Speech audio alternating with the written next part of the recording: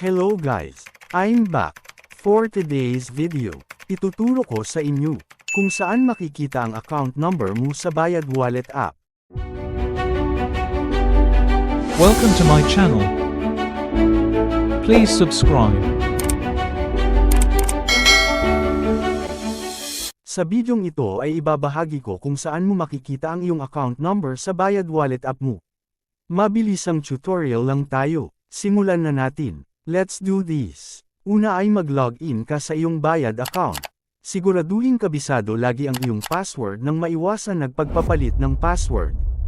Kung naka-login na, para mahanap mo ang iyong account number, sa bandang baba ng homepage or dashboard ng iyong account, click mo ang account.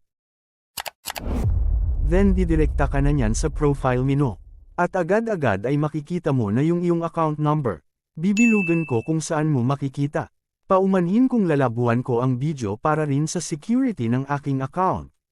Para sa karagdagang kaalaman, ang iyong account number ay iyong mismong mobile phone number mo na nakarehistro sa iyong Bayad Wallet account. Yun na, dyan lang siya makikita. So, that's it for now. Sana ay may na-share ako. Salamat. Please subscribe for more. Kaya naman hanggang dito na lang. Hanggang sa muli. Bye-bye.